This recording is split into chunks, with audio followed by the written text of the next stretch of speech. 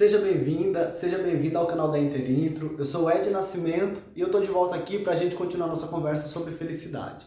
Lembrando que esse conteúdo é parte de uma palestra e um treinamento que a gente oferece na Interintro. O tema de hoje vai ser neurociências e felicidade. Eu quero começar esse vídeo já fazendo uma ressalva. Quando a gente pensa no conhecimento sobre o sistema nervoso, várias ciências se encontram, e é o caso da medicina, da psicologia e da pedagogia, por exemplo. Então talvez faça mais sentido a gente falar em neurociências e não em neurociência. Polêmicas à parte, a preocupação do impacto da nossa parte biológica nas nossas emoções e comportamentos não é uma coisa nova. No século IV a.C., o Hipócrates, o grego conhecido como pai da medicina, propôs a existência de 4 humores, e esses humores eles seriam originados a partir de alguns fluidos corporais. No século II, ainda antes de Cristo, o Galeno, um médico e filósofo romano, propôs a existência de 4 temperamentos, baseado na proposta do Hipócrates. Esses temperamentos, eles formariam a nossa personalidade, e os 4 são melancólico, fleumático, sanguíneo e colérico.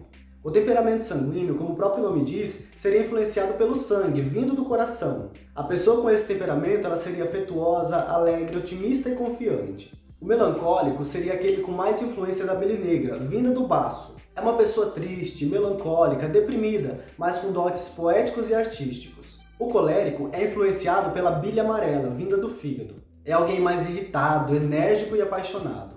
Já o temperamento fleumático, no qual predomina o líquido cerebral fleuma, faria a pessoa ser lenta, quieta, racional e coerente. Se a gente fosse olhar para a felicidade a partir disso, talvez o temperamento sanguíneo fosse o que tivesse maior impacto. Mas na proposta de Galeno, todos nós temos os 4 humores, só que em quantidades diferentes, e é exatamente isso que define a nossa personalidade. Essas teorias, propostas antes de Cristo, elas caíram em desuso, mas a preocupação com a fonte da felicidade ainda persiste. Quando a gente olha para a neurociência, a explicação mais comum é aquela que trata do papel dos neurotransmissores. De maneira resumida, os neurotransmissores são como mensageiros que se ligam aos neurônios, facilitando a comunicação entre eles, e servem para estimular ou inibir uma atividade. Se você tiver interesse em saber mais sobre esse assunto, eu indico o livro Neurociência para Leigos, do Frank Antor. Agora, se você for psicólogo e tiver interesse em conhecer mais sobre a neuropsicologia, a minha indicação é esse aqui, ó, Neuropsicologia Hoje. Eu vou deixar aqui embaixo na descrição a indicação desse material, tá bom? Quando a gente fala em felicidade, normalmente a gente associa esse tema à ação da dopamina. A dopamina participa de várias funções do cérebro, mas a que interessa aqui pra gente é o papel que ela executa no sistema de recompensa do cérebro, que fica no mesencéfalo, a parte central, o meio mesmo do cérebro. Esse sistema de recompensa também é chamado de via mesolímbica e ele se conecta ao nosso sistema límbico, que de maneira simplificada é a parte emocional do cérebro. E também se liga ao córtex pré-frontal, essa parte da frente do nosso cérebro que é responsável, entre outras coisas, por socialização, tomada de decisão, autocontrole e planejamento. Alguns estudos mostram que quanto mais inesperada e surpreendente for a recompensa, mais dopamina é liberada nesse sistema de recompensa. Por outro lado, a ausência de uma recompensa que você estava esperando diminui o nível de dopamina nesse sistema. Mas esses são só alguns papéis da dopamina. Ela atua inclusive no controle dos nossos movimentos e na nossa atenção. E dopamina em excesso pode provocar alucinações. Outro neurotransmissor normalmente ligado à felicidade é a endorfina, que é como um analgésico interno que o próprio corpo produz. O cérebro libera endorfina em casos de esforço físico extremo, como por exemplo na corrida de uma maratona ou no trabalho de parto. É uma satisfação mais próxima do alívio, porque o prazer ele vem com a diminuição da dor. Alguns estudos ligam a ação da endorfina àquela sensação prazerosa ou alívio que a gente sente quando finaliza algum projeto ou tarefa. O perigo da endorfina é o risco do vício, e inclusive algumas drogas como heroína, cocaína, o álcool ou a nicotina, eles agem se acoplando aos receptores de endorfina, o que provoca uma sensação imediata de alívio, mas que é passageira. A ocitocina, que muita gente chama de hormônio do amor, é liberada no trabalho de parto e também na amamentação, induzindo a lactação, mas ela é muito mais que isso. Ela atua na excitação sexual e também no fortalecimento de laços sociais, e ela parece afetar mais as mulheres do que os homens. Apesar de ser chamado de hormônio do amor, a gente precisa lembrar que o fortalecimento de laços sociais com o grupo pode aumentar a hostilidade com as pessoas que não fazem parte desse grupo. Altas concentrações de ocitocina, elas são ligadas à taquicardia e à dor de cabeça. E por fim, a serotonina, que também é muito defendida quando o assunto é felicidade. A serotonina também participa de muitas atividades, como a regulação do sono e a digestão, por exemplo. Mas o papel que mais importa aqui pra gente é o que ela exerce na regulação do nosso humor.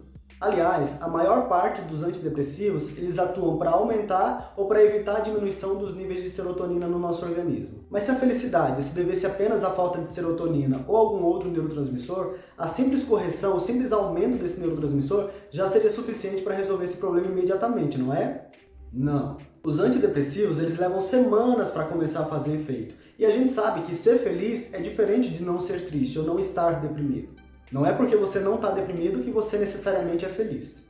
O Jim Burnett, um neurocientista britânico, escreveu esse livro aqui, Happy Brain, que infelizmente não tem no Brasil. Me deu um trabalhão para conseguir. Até onde eu sei, ele foi editado e publicado em português sim, mas somente em Portugal. Aliás, se alguém de Portugal quiser me mandar de presente, estou aceitando, tá bom, gente? Esse livro tem muitos tópicos interessantes e ele diz que os neurotransmissores, quando a gente está falando de felicidade, eles são como um combustível, mas eles não são o motor. E aí você pode perguntar, seria o motor da felicidade, então, alguma parte específica do cérebro?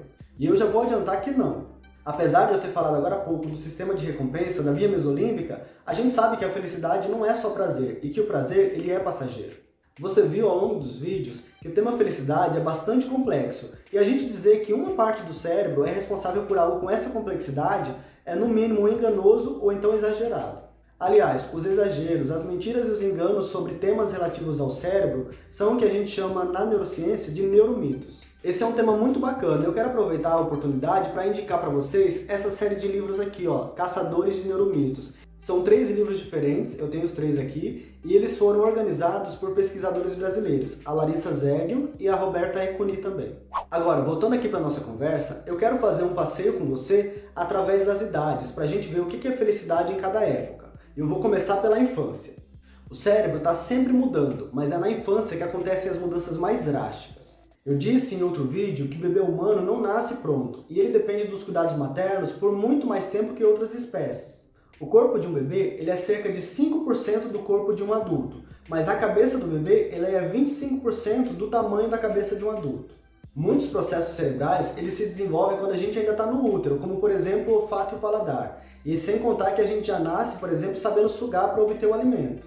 Pensando em felicidade, a gente já nasce sabendo chorar quando se sente desconfortável. E isso indica algum nível de autoconsciência ou então de desenvolvimento cerebral mesmo.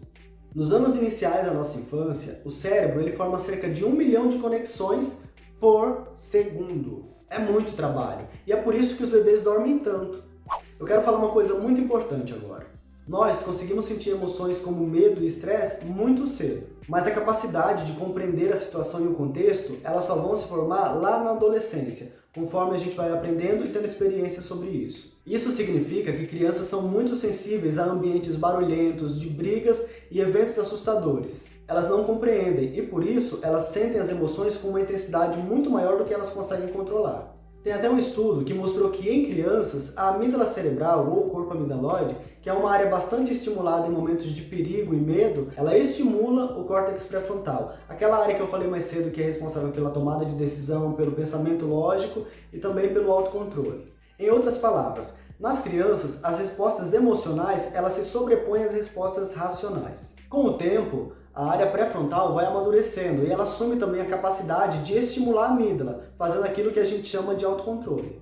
Os laços sociais são extremamente importantes para as crianças e elas logo adquirem a capacidade de distinguir pessoas seguras. É por isso que elas choram quando elas estão no colo de uma pessoa desconhecida. Elas também desenvolvem cedo o que a gente chama de teoria da mente, que é a capacidade de captar, de inferir aquilo que as outras pessoas estão pensando e sentindo. Veja, elas podem não compreender, mas elas sentem. Tem muita coisa que acontece na nossa infância e a gente não entende, mas sente. Aí depois, quando a gente já é adulto, por alguma razão a gente lembra daquilo e somente nesse momento é que a gente consegue entender o que de fato aconteceu naquela situação. E é por isso que o autoconhecimento é tão transformador. A felicidade na infância, ela está bastante ligada ao ambiente da nossa casa e também ao relacionamento com os nossos pais, porque são eles que transmitem pra gente segurança e aconchego. São eles também que nos dão carinho e servem de referência pra gente em um mundo que a gente ainda não é capaz de compreender. Na adolescência, as coisas mudam bastante. Primeiro que ser adolescente significa que você não é mais criança, mas você ainda não é adulto, e as fronteiras de um e do outro não são muito claras. É um período confuso, que pouca gente considera como uma época feliz. E agora eu vou te contar um fato surpreendente, se prepare aí. Na adolescência, o cérebro tem menos conexões do que na nossa infância. Isso acontece porque na infância, por mais que o cérebro forme muitas conexões, nem todas elas vão ser usadas, nem todas elas vão ser úteis. O cérebro passa por um processo chamado de poda neural ou poda sináptica, que de maneira resumida significa a remoção das conexões que não são utilizadas. Algumas estimativas mostram que a quantidade de conexões que o nosso cérebro tem quando a gente está com 14 anos é menor em 50% do que a quantidade que a gente tinha antes dos 2 anos. É por volta dos 2 anos que acontece a primeira poda neural. E essa reorganização, ela afeta o comportamento do bebê, o que faz muita gente chamar esse período de primeira adolescência. No adolescente, a poda acontece por volta dos 12 ou 14 anos, e uma das consequências disso é uma maior necessidade de sono. Enquanto um adulto precisa de cerca de 8 horas de sono por noite, o adolescente ele precisa de cerca de 10, mas a gente sabe que isso não é possível. E aliás, o sono é um dos fatores que afetam muito o nosso humor, e você sabe disso. Então, o adolescente ele não consegue dormir o quanto ele precisa, e por isso é muito comum a gente ver o adolescente mal-humorado. Mas eu já vou adiantar que simplesmente dormir mais não faria um adolescente necessariamente feliz. Isso porque, além do cérebro, o corpo também está passando por transformações. A voz muda, a pele fica diferente, começam a surgir pelos em lugares que antes eram lisos, fora a menstruação e o aparecimento do desejo sexual em decorrência da liberação de hormônios. Na adolescência, o que a gente chama de funções executivas, que são aquelas atividades que eu falei anteriormente, executadas pelo córtex pré-frontal, elas não estão plenamente estabelecidas, e isso só vai acontecer lá na idade adulta. Isso significa que um adolescente, por mais que ele consiga ver e saber quais são os riscos do seu comportamento, ele vai ter muita dificuldade de se autocontrolar. E muitas vezes ele vai agir sabendo dos riscos, o que vai fazer a gente enxergar o adolescente como alguém inconsequente. A felicidade na adolescência, ela está ligada ao sentimento de aceitação, aquela busca por ser popular, admirado e querido. E é uma reação quase natural a esse tanto de mudanças físicas, psíquicas e sociais que a gente está passando. Quando a gente olha para a vida adulta, o cérebro ele é mais estável, o que não significa que não aconteçam mudanças. Indo direto ao ponto, o que faz o cérebro de um adulto feliz? Muita coisa, e é basicamente sobre isso que a gente está falando ao longo de todos esses vídeos. Mas um tema que merece um destaque aqui pelo impacto que causa na nossa felicidade adulta é o estresse. Para um animal mais simples, o estresse pode ser causado por uma ameaça de um predador ou por uma necessidade não satisfeita, como a fome, por exemplo. Mas nós, seres humanos, temos uma capacidade muito mais complexa de se estressar com muitas coisas. É o caso do dinheiro, trabalho, relacionamentos, aparência, saúde, entre outras coisas. Perceba que a mesma fonte de estresse também pode ser fonte de felicidade. Algumas fontes de estresse, elas decorrem do funcionamento do próprio cérebro. O nosso cérebro, ele traz lembranças negativas, e o nosso raciocínio, ele cria situações e ameaças que podem nunca se realizar. Mas enquanto a gente está lembrando ou pensando nessas coisas, o nosso corpo reage como se elas estivessem de fato acontecendo, ou então se repetindo. Inclusive, essa repetição de uma resposta emocional é uma característica do transtorno de estresse pós-traumático. A reação ela não é exibida somente quando acontece, mas também quando a gente lembra daquilo que aconteceu, ou quando a gente pensa naquilo que pode acontecer. Na vida adulta, o estresse pode atrapalhar a nossa felicidade. Na velhice também acontecem mudanças, e mesmo que o nosso cérebro não mudasse com o passar do tempo, o nosso corpo ainda mudaria. Além das mudanças cerebrais e corporais, a nossa vida de maneira geral também se altera. A gente já não tem mais as mesmas ambições de antes, e a morte passa a ser uma preocupação mais presente, já que nessa época é comum a gente perder muitos amigos e familiares. Os idosos também relatam a perda de autonomia e a dependência de outras pessoas como obstáculos para a felicidade.